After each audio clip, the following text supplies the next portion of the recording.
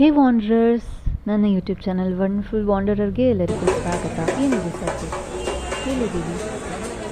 ನಾವು ಮಲ್ಲೇಶ್ವರಂ ಕಡಲೆಕಾಯಿ ಪರಿಷೆಯಲ್ಲಿದ್ದೀವಿ.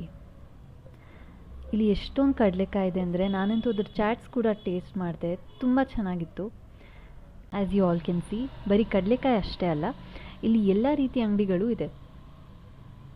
ಇದರಿಂದ ಚಿಕ್ಕ ಪುಟ್ಟ ಬಿಸ್ನೆಸ್ ಮಾಡೋರಿಗೆ ತುಂಬ ಹೆಲ್ಪ್ ಆಗುತ್ತೆ. ಎಕಾನಮಿ ಒಂದು ಮಟ್ಟಿಗೆ ಇಂಪ್ರೂವ್ ಆಗುತ್ತೆ. ಮಲ್ಲೇಶ್ವರಮಲ್ಲಿ ಒಂದೇ ರೋಡಲ್ಲಿ ತುಂಬ ಟೆಂಪಲ್ಸ್ ಇರೋದು ವಿಶೇಷತೆ. ಆದರೆ ಇವತ್ತು ನಾವು ಅದನ್ನು ಈ ವಿಡಿಯೋಲಿ ಕವರ್ ಮಾಡ್ತಿಲ್ಲ.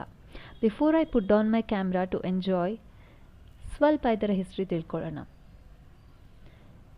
ಕಡಲೆಕಾಯಿ ಪರಿಷೆ ಯಾವಾಗ ಶುರುವಾಯಿತು, ಯಾಕೆ ಶುರುವಾಯಿತು? ಇದು 16ನೇ ಶತಮಾನದಲ್ಲಿ ಶುರುವಾಯಿತು. ಬೆಂಗಳೂರು ಬಸವನಗುಡಿ ನಿರ್ಮಾಣಕ್ಕೆ ಸಂಬಂಧಪಟ್ಟಿದ್ದು. ಸುಂಕೇನಹಳ್ಳಿ ಅಂತ ಈಗಿನ ಬಸವನಗುಡಿಯ ಸುತ್ತಮುತ್ತಲಿನ ಹಳ್ಳಿಗಳು ಪ್ರಮುಖ ಕಡಲೆಕಾಯಿ ಕೃಷಿ ಕೇಂದ್ರಗಳಾಗಿದ್ದವು. ಪದೇ ಪದೇ ಬರ್ತಿದ್ದು ಒಂದೇ ಸಮಸ್ಯೆ ಅಂದರೆ, ಒಂದು ಎತ್ತು ಬಂದು ಎಲ್ಲ ಬೆಳೆಗಳನ್ನು ನಾಶ ಮಾಡ್ತಾ ಇತ್ತು. ರೈತರು ಇದನ್ನು ನಂದಿಯ ಅವತಾರ ಎಂದು ನಂಬಿ ಅದಕ್ಕೆ ಪ್ರಾರ್ಥಿಸ್ತಾ ಇದ್ರು ಮತ್ತು ಅದರ ಆಶೀರ್ವಾದಕ್ಕೆ ತಮ್ಮ ಮೊದಲ ಸುಗ್ಗಿಯನ್ನು ಅರ್ಪಿಸುವುದಾಗಿ ಪ್ರತಿಜ್ಞೆ ಮಾಡಿದ್ರು. ಅದೇ ಸಮಯದಲ್ಲಿ ಹೊಲಗಳಲ್ಲಿ ನಂದಿಯ ದೊಡ್ಡ ಏಕಶಿಲೆಯ ವಿಗ್ರಹ ಪತ್ತೆಯಾಗಿತ್ತು. ಬೆಂಗಳೂರಿನ ಸ್ಥಾಪಕ ಕೆಂಪೇಗೌಡರು ನಂದಿಯ ವಿಗ್ರಹದ ಸುತ್ತಲೂ ದೇವಾಲಯವನ್ನು ನಿರ್ಮಿಸುತ್ತಾರೆ. ಇದನ್ನು ಬಸವನಗುಡಿ ಅಥವಾ ಬುಲ್ ಟೆಂಪಲ್ ಎಂದು ಕರೆಯಲಾಯಿತು.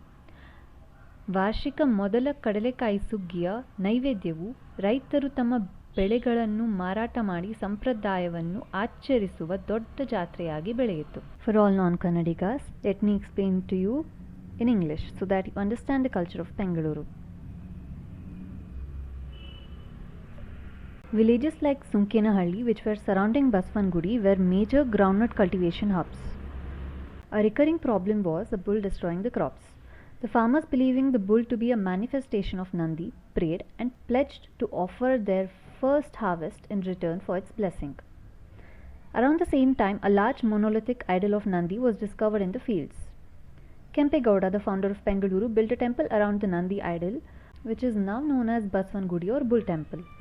The annual offering of the first groundnut harvest grew into a large fair where farmers sell their crops and celebrate the tradition.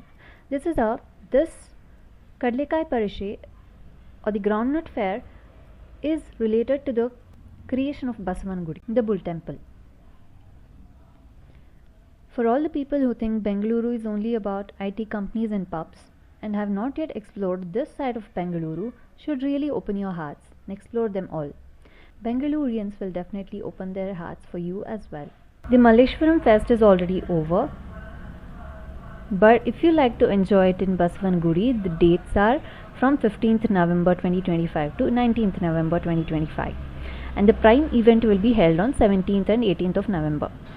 Okay wanderers, ಇವತ್ತಿಗೆ ಇಷ್ಟು ಹಿಸ್ಟ್ರಿ ಕ್ಲಾಸ್ ಸಾಕು. ಮತ್ತೆ ಮುಂದಿನ ವ್ಲಾಗಲ್ಲಿ ಮೀಟ್ ಆಗ್ತೀನಿ. ಅಲ್ಲಿವರೆಗೂ ನನ್ನ ಮಿಸ್ ಮಾಡ್ಕೋತಾ ಇರಿ. ಆ್ಯಂಡ್ ಆಲ್ಸೋ ಈ ವಿಡಿಯೋ ಇಷ್ಟ ಆಗಿದ್ದಲ್ಲಿ ಲೈಕ್ ಮಾಡಿ, ಶೇರ್ ಮಾಡಿ, ಸಬ್ಸ್ಕ್ರೈಬ್ ಮಾಡಿ. Bye bye wanderers.